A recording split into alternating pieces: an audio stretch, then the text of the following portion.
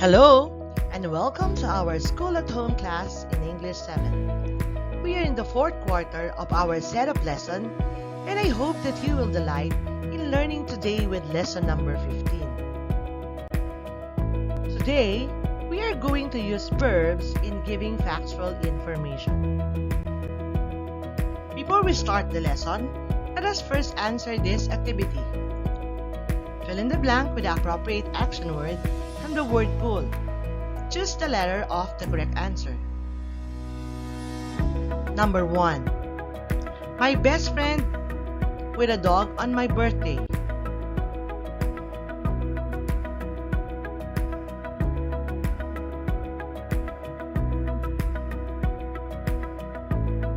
Yes, the answer is letter D.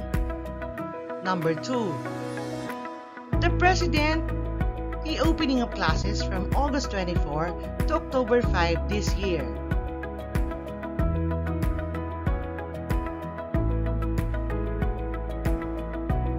Good!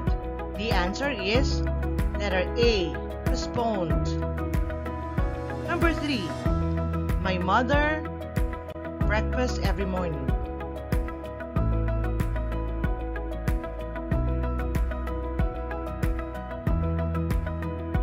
Correct. The answer is letter B. Number 4. I always myself to stay humble all the time.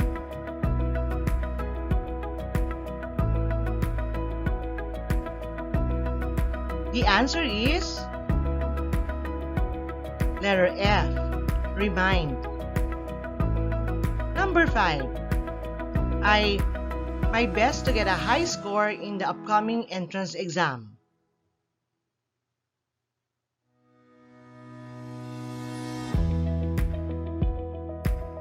The answer is will try.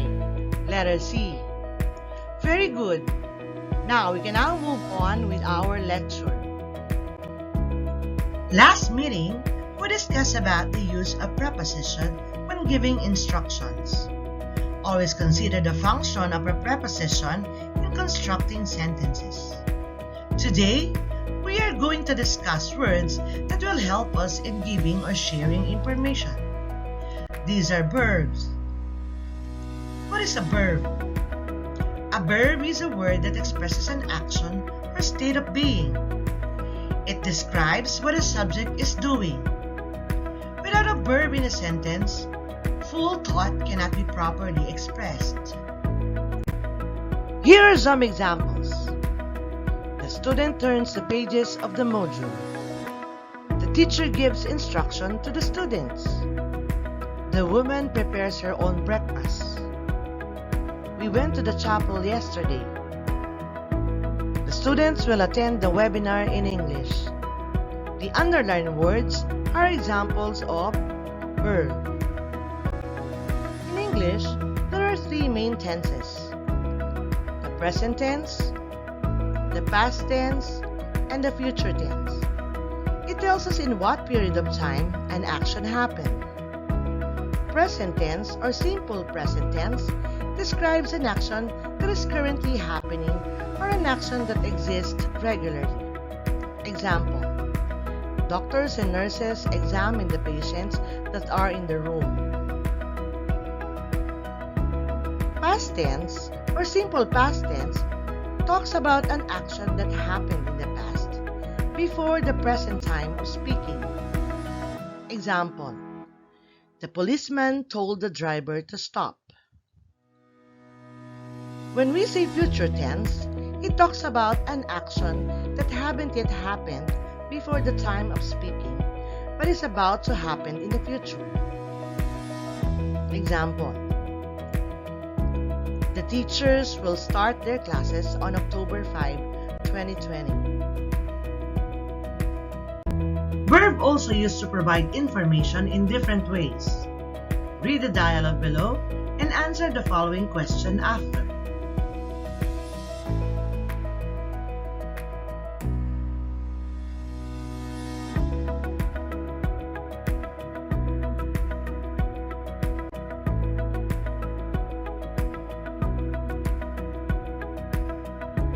Okay, what verb is used in the first sentence? Correct. The verb is heard. What about in the second sentence? You are right. The verb is posted. How about the verb in the last sentence? Good. The words will be. What word tell us that Bella is attending?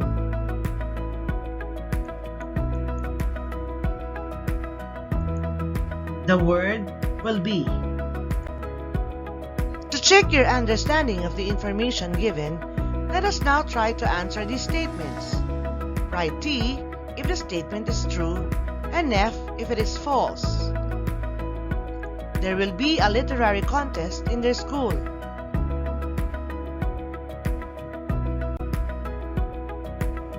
False. It is a poster-making contest. Bella experienced joining the same contest a year ago.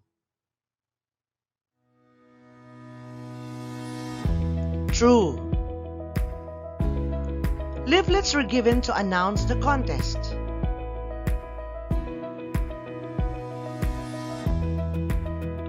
False. The announcement was posted on the bulletin board. The contest is open to all the students. True. Bella is interested to join the contest.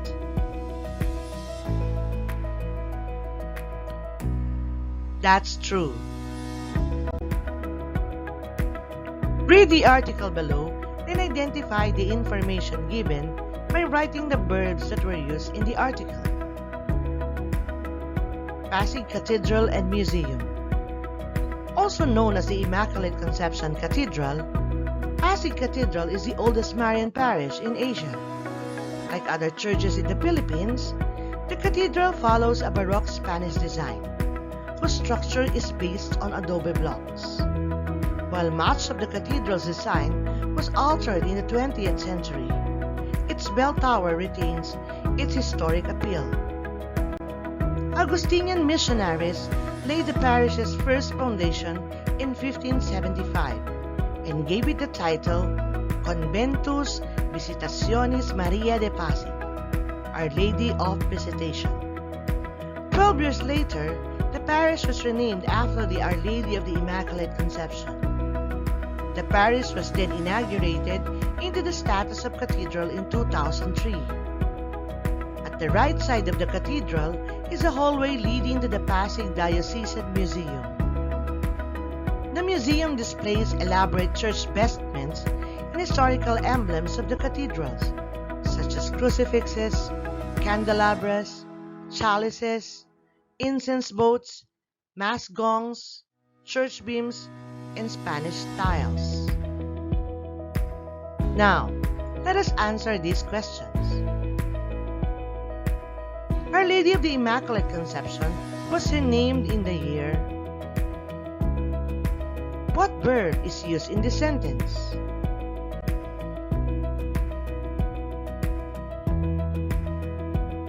Correct. The verb is renamed, and it is in the past tense. Immaculate Conception follows the Baroque Spanish design. In this information, what verb was used?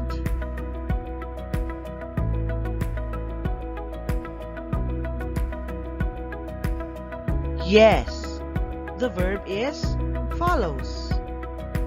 How about in this statement? The museum displays elaborate church vestments and historical emblems.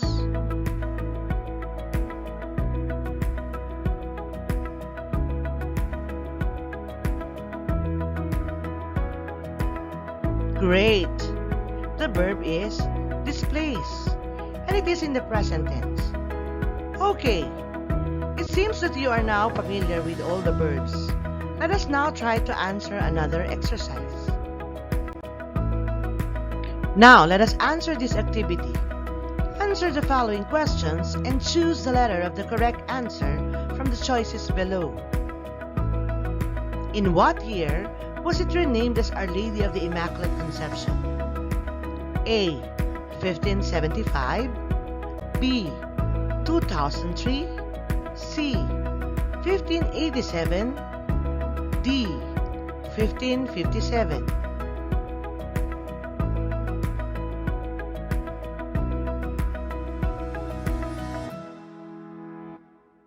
Yes, the answer is letter C. What does the word alter mean? A. Preserve, B. Change, C. Made, D. Build.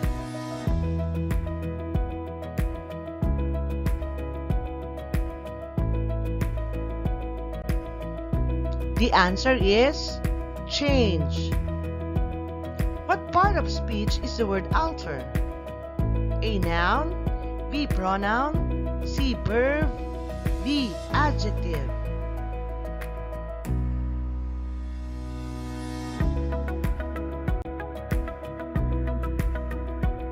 Letter C.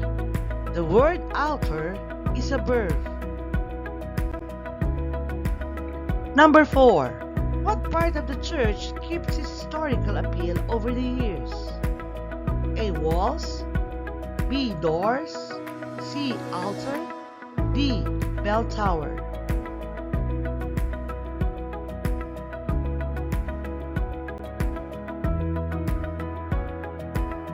Yes, it's the bell tower.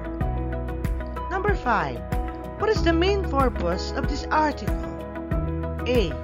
To give factual information, B. To teach us a lesson, C. To remind people to go to church, D. To share insights.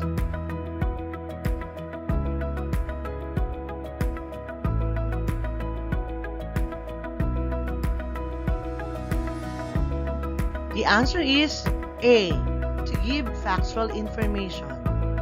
Well done! Now, let us now proceed to the next activity. Identify the verbs and the information given in the poster by picking them out from the magic box.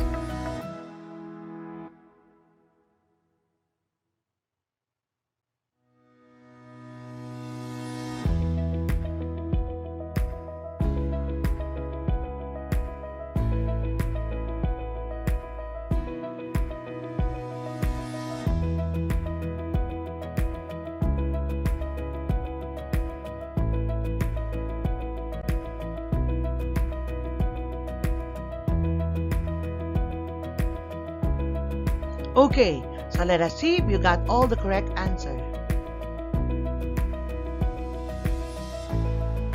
Wow, you really learned a lot from this lesson.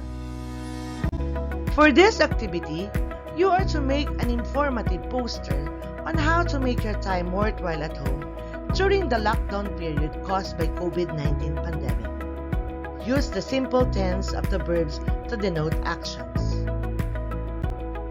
For your post test, choose the correct form of the verb that best describes the statement in the picture.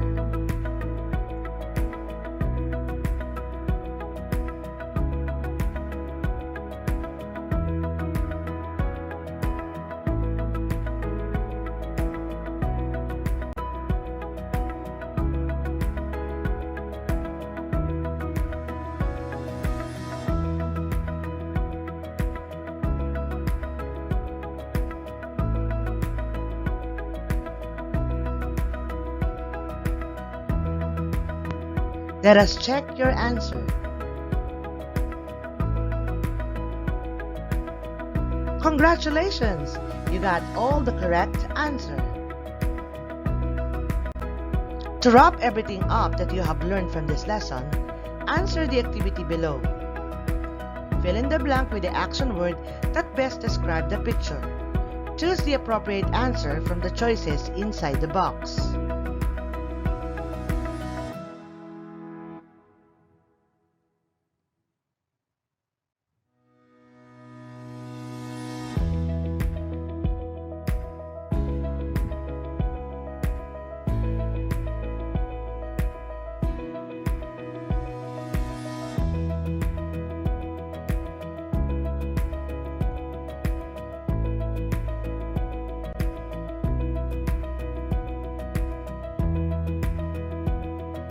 Now, let's see if you got all the correct answers.